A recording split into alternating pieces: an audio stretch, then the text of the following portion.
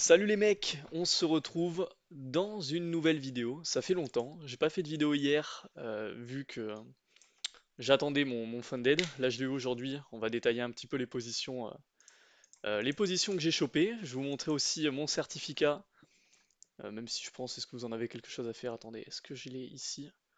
Je vais regarder, hop. Ah, est-ce que vous le voyez là? Il me semble que c'est... Ça c'était la phase 1. Ah non, le 15 mai, ok. On me l'a donné aujourd'hui. Donc là le certificat, donc encore une fois...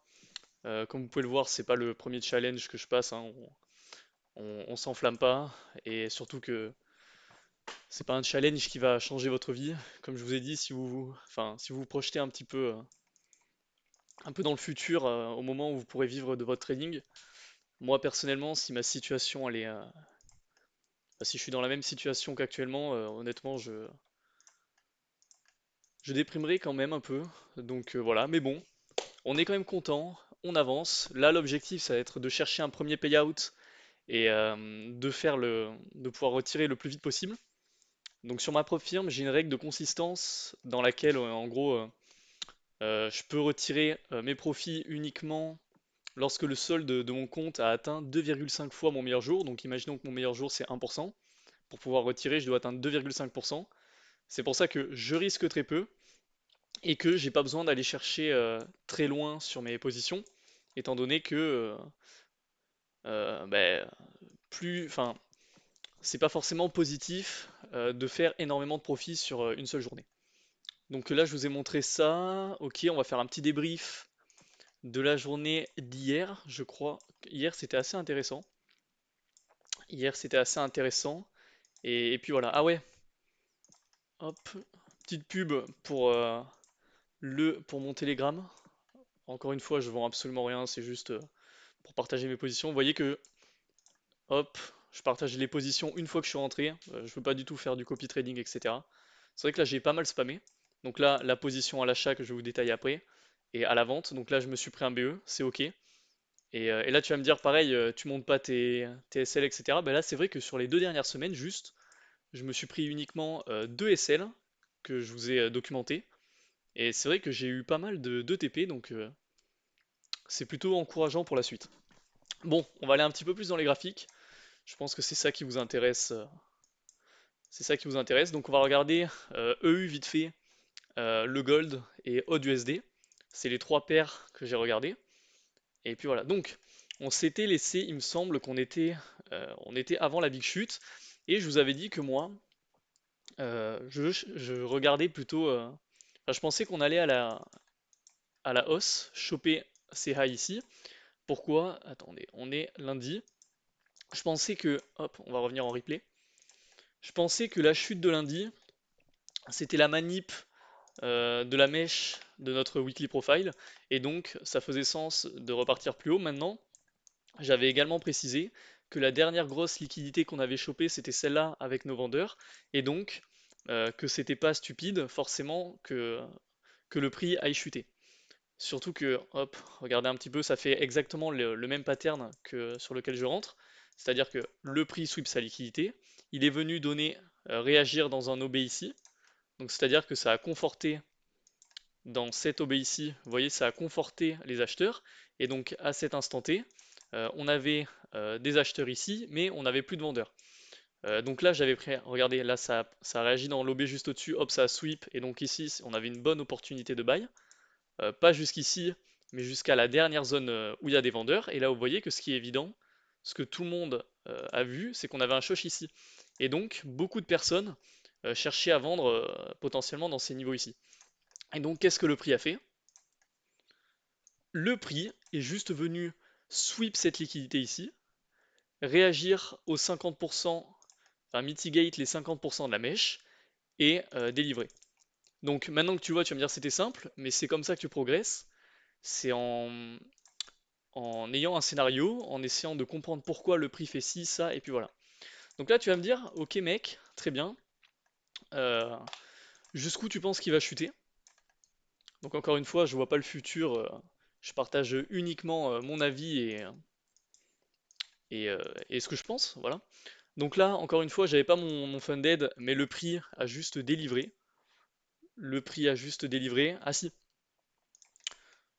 non, c'est celui-là qui m'a permis de valider ma deuxième phase. Est-ce que je vous l'avais montré? Donc là, mini scalp, encore une fois. Donc ici, bam, cassure, on est revenu, on conforte les acheteurs, un peu toujours pareil, boum, on revient, et je suis rentré ici, encore une fois, je rentre avec des petits SL.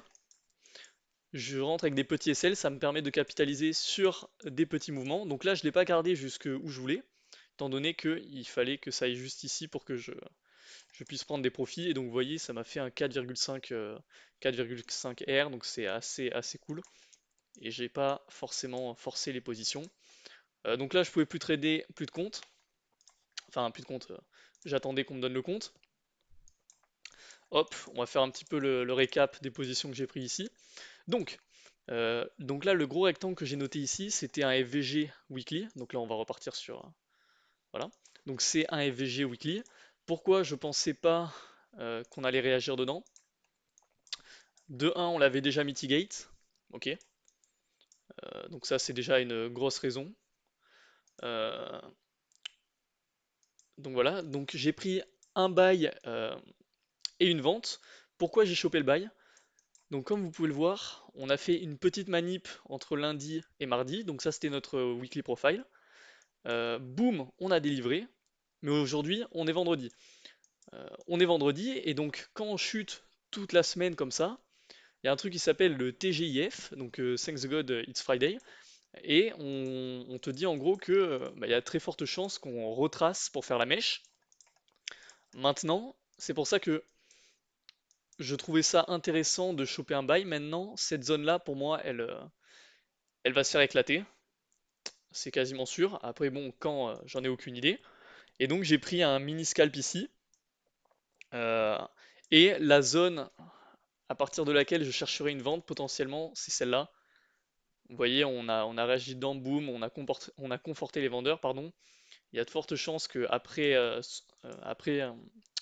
avoir sweep ça, on continue notre chute.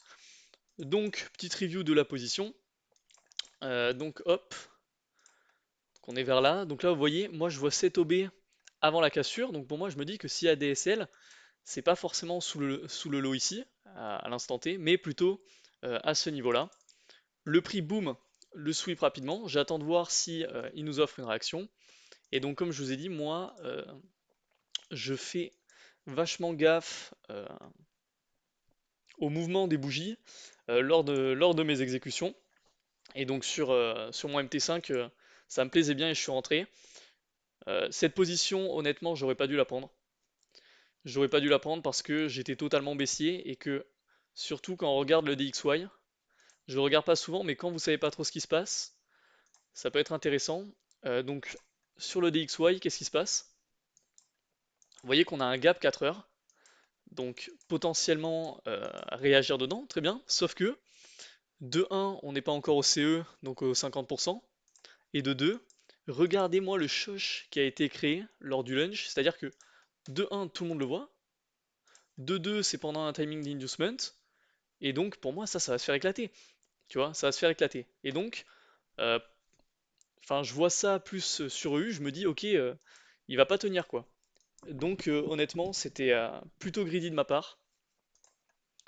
Et j'aurais dû me manger mon SL. J'ai eu de la chance, regardez le prix. Donc là, encore une fois, soit tu peux être super safe, tu te payes au niveau de l'entrée, ça te fait un 2R. Encore une fois, je suis partisan d'avoir des gros RR, mais quand on fait des sortes de mini scalp, j'en fais pas énormément, mais sur des trucs comme ça peut m'arriver, comme vous pouvez le voir. Surtout que, comme je vous ai dit, mon biais de fond était totalement baissier. Donc là, c'était plutôt risqué, donc j'aurais pu couper, j'ai laissé. Donc hop. Et là, quand j'ai vu que ça a offert une réaction, que ça a cassé en interne, je me suis dit, ok, c'est peut-être là où le prix va offrir la manip et chuter. Donc voilà, donc là, hop, sur celui-là, j'ai pu TP sur mon funded. Là, j'ai vu qu'on a sweep, qu'on a offert une bonne réaction. Et donc, dès qu'on est revenu dans notre BPR ici, vous voyez, je vous parlais des BPR, je n'utilise pas tout le temps, mais là, j'ai regardé. Je suis rentré en position. Je suis rentré en position. Et par contre, là où j'ai pas été bon. Étant donné que ici j'ai fait des profits, je me suis permis de re-rentrer ici. Pourquoi TP jusqu'ici? Parce que comme d'hab, encore une fois, petit OB, on réagit, donc là je suis sûr qu'il y a des gens. Euh, et j'étais pas forcément sûr qu'on revienne à l'instant T choper ce lot-là. Comme je vous ai dit, il était probable qu'on aille plus haut pour revenir pour chuter, étant donné, comme je vous ai dit, on est vendredi. Normalement, je suis pas devin, il y a de très fortes chances qu'on retrace, tu vois. Et là, on n'a pas encore retracé, donc je me dis, à tout moment, ça crée la liquidité pour la semaine prochaine et pour éclater tout ça. Donc, plutôt je me paye, mieux c'est. Et donc, je m'étais mis à BE lors de la big bougie ici. Je me suis dit, ok, je vais me mettre à BE, c'est pas grave, j'ai fait des premiers profits. Et je me suis fait BE, c'est pas grave. Le plus important, c'est de regarder ce qui se passe, de comprendre pourquoi. Et là, mon scénario était bon, donc c'est plutôt sympa. Et attendez, je voulais juste voir un truc. Hop. Ouais, regardez. J'avais montré la position là-dessus pour montrer que, enfin, que je l'ai vraiment prise. Donc voilà, donc ça c'était pour ces positions, les premières positions de mon funded. Donc là après, comme je vous ai dit, après j'étais à la salle et c'est pas vraiment mon délire de... Enfin, souvent je fais des dingueries quand je trade à la salle, donc je me suis dit non, stop Alex, c'est pas sérieux. On veut pas perdre le funded, pas maintenant en tout cas. Et donc, il y a un truc que j'aime bien, quand ça fait une sorte de courbe comme ça, c'est très souvent ça va dans le sens. Donc là, il y a très forte chance que ça remonte avant de chuter bien évidemment. Donc jusqu'où ça peut potentiellement chuter? Selon moi, encore une fois, je suis pas devin. Honnêtement, je vois pas cette zone-là retenir le prix. Pour moi, ça va complètement l'exploser. Ça va complètement l'exploser. Et ça va aller, je pense, pile ici. Pile ici, pourquoi? Attendez, je vais regarder pourquoi j'ai noté cette zone. Je vous ai parlé de trois concepts sur cette chaîne, pas les OB, pas les FVG, pas les, je sais pas, rejection block, tous ces trucs-là. Trois concepts qui permettent de filtrer vos positions et d'avoir des entrées précises. On a déjà la fameuse double mèche, un truc que j'utilise très souvent et vous voyez que souvent quand le prix fait un low, là regardez, on a une double mèche, là ici, hop, petite double mèche. Regardez, quand il fait un autre low, là on a une autre double mèche. Où est-ce qu'on en a une autre? Là, double mèche. Vous voyez que très souvent quand on a un low, on a une double mèche. Donc moi c'est une zone où je fais attention. Hop, il me semble qu'en interne on a également un BPR à ce niveau-là. Encore une fois, regardez là par exemple, ce BPR là, boum, on réagit. Ce BPR là, boum, on réagit. Vous voyez, c'est des zones vraiment. Ici on avait également un BPR en daily. Donc c'est vraiment des zones super intéressantes. Encore une fois, il ne faut pas uniquement se baser là-dessus. Pourquoi on pourrait potentiellement réagir après cette zone? Mais regardez toute la liquidité qu'il y a là. Je vous avais dit que moi, je pensais potentiellement qu'on n'allait pas les choper, étant donné que sur GU, on les avait déjà prises et donc on avait un SMT. Et donc je pensais que c'était intéressant de pas forcément revenir les chercher. Mais au vu de ce qui se passe, je le vois bien chuter jusqu'ici et potentiellement repartir. Encore une fois, après, on n'anticipe pas le prix, on réagit. Et comme vous avez vu avec mes autres positions, moi, sur quoi je me base, bon là j'ai un peu abusé, je pense. Enfin, j'ai un peu abusé. C'était un peu pas risqué. La vente, ok, mais le bail, j'aurais pas dû. Je me base essentiellement sur les liquidités internes des sessions et mon biais, ça me permet de savoir si je garde plus ou moins la position. Comme par exemple sur le gold. Sur le gold, regardez bien. Donc là, par exemple, j'étais haussier, donc là j'ai gardé la position jusqu'ici. Là, par exemple, une fois qu'on avait sweep ici, j'étais totalement baissier. En plus, on est revenu pile dans ma zone ici. On a bien réagi, donc ça m'a conforté dans cette idée-là. On va revenir dans cette position, je ne sais pas si je l'avais décrite. Là, j'étais totalement baissier également, mais j'ai quand même pris ce buy ici. Mais vous voyez que quand c'est à l'inverse de mon biais, je me paye très rapidement, tu vois. Donc là, qu'est-ce qui s'était passé? Un peu toujours la même chose. Bam, cassure, on revient, hop, on sweep. Le plus important, c'est qu'on ait de la liquidité de l'autre côté. Pour moi, les vendeurs étaient à ce niveau-là. Hop, je vais vous montrer aussi. Il me semble que je l'avais, il me semble que je l'avais dit. Hop, hop, hop, hop. Ouais, regardez. Donc là, c'est le bail que j'ai pris. Je me suis payé très rapidement, comme je vous ai dit. Donc le prix a fait ça. Et où est-ce que je me suis payé? Comme d'hab, soit euh, la position correspond avec ton billet de fond et du coup là j'aurais laissé jusqu'ici, mais sinon la première zone où tu peux te payer c'est au premier trap, tu vois. Première OB, cassure, bam, on revient dedans, on offre une réaction et tu te payes à ce niveau-là. Et tu vois, en risquant peu, tu vois, ça fait quand même un 5R, donc c'est plutôt cool. Et donc j'avais noté cette zone ici. J'avais noté cette zone ici, attendez, je regarde un truc. Hop. Ouais, regardez, j'avais pris le screen pour dire que j'attendais cette zone.